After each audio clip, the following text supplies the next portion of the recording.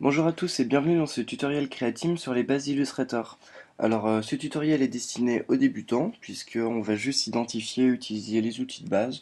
On va pas partir trop loin, on va juste créer un petit logo en utilisant tous les outils principaux. Et donc du coup c'est évident que ce tutoriel n'est pas destiné aux personnes qui sont déjà avancées sous Illustrator. Alors déjà on va commencer par faire... donc là j'ai ma page de travail toute neuve, je viens tout juste à l'instant d'en créer une. Donc vous pouvez voir que dans le centre, j'ai mon- ma zone de travail. À droite, une barre d'outils. À gauche, la barre d'outils principale. Et en haut, la barre de menu avec les différentes catégories de menus, etc. Donc on va commencer par faire un rond, tout simplement. Donc on prend l'outil pour faire un rond. Pour avoir un rond parfait, il faut prendre l'outil forme, cliquer et maintenir Shift enfoncé. Ça permet d'avoir des ronds parfaits, des carrés, des étoiles parfaites, etc. On va le mettre en rouge en changeant la couleur ici même et on va garder la bordure noire qui est très bien. Voilà. Ensuite on va switcher, on va prendre l'outil de sélection qui permet de déplacer chaque objet puis on va l'agrandir un peu. Voilà. Donc. Alors ensuite on va prendre le même outil, voilà, ellipse. On va se mettre au milieu, on va maintenir Alt et Shift enfoncé. Donc Shift, comme je viens de vous le dire, ça permet d'avoir des ronds parfaits. Et Alt, ça permet de les bloquer à leur centre. Et donc du coup, on peut avoir le deuxième. Et celui-là, on va le mettre en blanc. Voilà. Touc. Donc ensuite, j'aimerais bien le couper en deux. Alors pour ce faire, j'ai plusieurs options. Soit je peux le gommer en prenant la gomme, comme ceci. Donc déjà, je clique dessus, je prends la gomme et puis je gomme. Sauf que c'est pas très précis, c'est pas très joli non plus. Et puis en plus, ça prend beaucoup de temps. Alors du coup, pour faire quelque chose de plus propre et plus précis, je vais utiliser les ciseaux qui sont dans le même onglet. Je reste appuyé dessus, tac, je prends les ciseaux. Je vais cliquer sur un bord de mon rond. Ensuite, cliquer en face, un peu plus bas, voilà. Et donc là, je vais voir des pointillés beige apparaître. Je ne sais pas si vous les voyez sur votre écran, mais si vous le faites, vous les verrez. Et en fait, je vais prendre mon outil de sélection et tadam, je viens de découper mon rond en deux parties. Donc voilà, je supprime le rond. Alors, les ciseaux, c'est bien, sauf que le problème, c'est que lorsqu'on découpe en deux parties une forme, on n'a pas, ça remplace, ça comble pas ce trou en fait. Là, c'est du vide. J'ai pas encore de trait au bord. Alors du coup, pour créer un trait, je clique sur ma forme, je prends le stylo, le pen tool, ou qu'on peut faire juste P. Alors, pour rajouter des formes sur une forme déjà construite, il faut appuyer sur Alt. Hop, vous voyez, mon curseur change. J'appuie sur mon intersection. Enfin, j'appuie sur le point où je veux que mon trait commence. J'appuie là. Je ne relâche toujours pas Alt. Et là, je vais tirer comme ça pour arrondir légèrement. Hop, ma forme. Voilà. Alors, le pen tool, je vais faire une petite pause dessus parce que c'est assez important.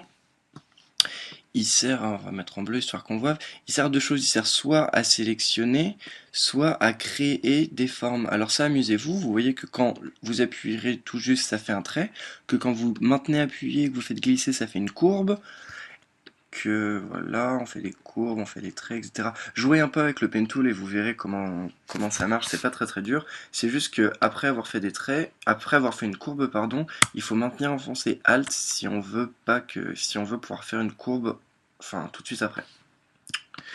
Voilà, hop, on va supprimer cette magnifique forme et on va revenir à notre petit logo.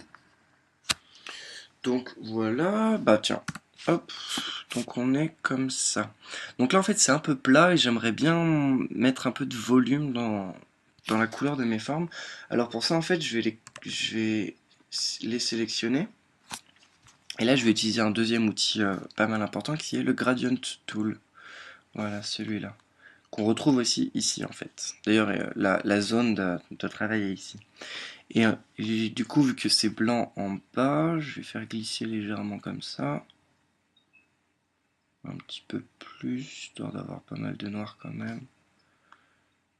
Tac, on peut aussi modifier directement sur la forme en utilisant cette barre là qui apparaît.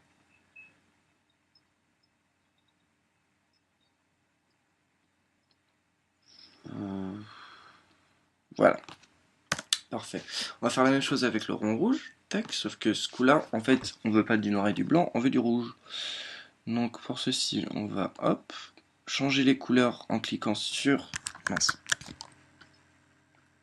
Oui, à la poubelle, voilà. On double-clique sur nos petits icônes là. On va mettre du rouge, et on va mettre du rouge foncé. Voire très très foncé. Non, non, non, non, non, ne fais pas ça. Sauf que du coup, lui a fait un truc plutôt bizarre. On va mettre du gris là. Voilà. Voilà, comme ça là j'ai une petite ombre sur mon côté, ça crée un peu de volume, c'est quand même plus sympa visuellement. Lui a bougé, hop, voilà. Voilà, donc là on va prendre notre pen tool, voilà, hop, touc. Et on va faire une bande noire comme ça qui va suivre en fait. Une grosse bande noire, alors pour ce faire c'est pas très très dur. On clique ici, on fait un point, un premier point là. On fait un deuxième point ici, on reste appuyé, on fait glisser, voilà comme je vous ai expliqué précédemment pour avoir une courbe. On appuie sur Alt, comme je vous l'ai réexpliqué, mon curseur change, j'appuie là, tac, on relâche Alt, je rappuie, je fais glisser, j'appuie sur Alt, tac, la même chose en face, non. Je fais glisser, hop là, voilà. Alt, j'appuie, je sélectionne, je fais glisser. Et voilà, hop, et là je referme tout. Voilà, donc là j'ai mon petit bandeau et je le veux en noir. Hop, ça n'a pas marché. Ah mince. Oh, tu vas marcher, ouais. Voilà. Donc j'ai mon bandeau noir, sauf que ça me va pas, c'est pas assez arrondi. Alors, c'est là que rentre en jeu le deuxième outil de sélection, celui-là, l'outil de sélection direct. Alors l'outil de sélection direct par rapport à l'outil de sélection, quelle est la différence? Donc là j'ai l'outil de sélection, j'appuie sur ma forme, je peux modifier sa place, ou l'agrandir, la rétrécir, ou la faire tourner, comme ceci. Là vous voyez mes petites flèches. Attends, je vais vous montrer. Voilà, hop. Alors que l'outil de sélection direct, en fait, ça va me permettre de modifier la forme directement de ma forme, en jouant avec les points en fait. Donc je vais vous montrer, donc là par exemple, donc j'ai mon outil de sélection directe, j'appuie, j'appuie sur mon point, et là du coup j'ai mes traits de courbe qui apparaissent. Et donc du coup je peux remodifier ma forme. Hop, voilà, mon trait de courbe est là, tac, et voilà. Et là ça me va beaucoup mieux. Donc en fait, voilà, c'est ça les deux grosses différences entre les outils de sélection. L'outil de sélection normal, c'est vraiment pour faire bouger les formes. L'outil de sélection direct, c'est pour les modifier en tant que tel. Ensuite, on va prendre une petite ellipse. Voilà, on va reprendre l'outil forme, qui est L et non U sous Photoshop. Voilà. On va faire un rond noir qu'on va mettre là, puis qu'on va aplatir un peu. Donc cette fois, je relâche Shift, je l'aplatis juste, et on va le mettre là. Voilà, on va faire un truc comme ça, c'est pas mal. Ça commence à ressembler à quelque chose de très connu, mais je ne sais pas quoi. Donc là, on va prendre notre rond noir, on va faire CTRL-C, CTRL-V. Voilà, parce que Illustrator copie. On peut copier-coller dedans. On va prendre le deuxième, on va le mettre en blanc. Hop, voilà. Quand vous double-cliquez en fait sur un élément, on a cette espèce de blanc opaque qui vient se mettre dessus, qui isole notre élément. Et en fait, c'est le système d'isolement des objets. C'est pour quand on en a plein d'objets, on double-clique sur un en spécifique et on peut modifier juste lui. Ça évite de modifier plein d'objets à la fois. Et pour revenir en mode normal, vous faites juste échappe. On va pas mettre de contour. Tac, on va l'aligner avec son copain, mais on va le mettre en plus petit. Donc pour le faire rétrécir tout en restant centré, c'est Shift et Alt, hein, je vous l'ai dit avant. Voilà, même chose avec lui. Tac, Alt et Shift. On diminue.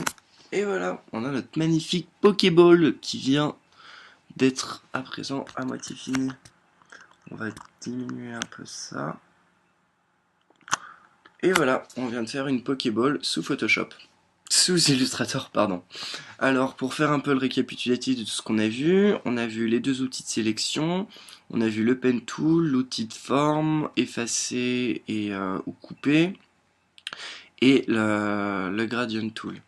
Alors, après, pour finir ce tutoriel, je vais juste parler d'une dernière chose, c'est de comment sont disposées les formes dans l'espace de travail. Parce que là, vous avez vu que j'ai fait les choses dans le bon ordre, donc tout s'est bien superposé. Sauf que imaginons voilà, que là j'ai un rond noir et que je fais un rond noir comme ça et que je veux que ce rond noir soit dans le background. Et bien en fait, Illustrator a un système de calque, mais il est optionnel, il n'est pas comme dans Photoshop. Donc en fait, les objets sont affichés dans l'ordre chronologique euh, qu'on- de leur création, et en fait c'est comme ça qu'ils apparaissent sur l'écran. Et pour changer tout ça, il faut prendre la forme qu'on veut, aller dans Objet, et là on a Arranger.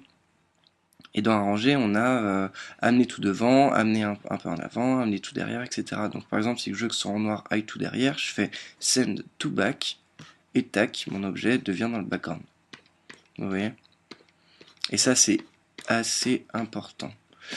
Et donc, voilà,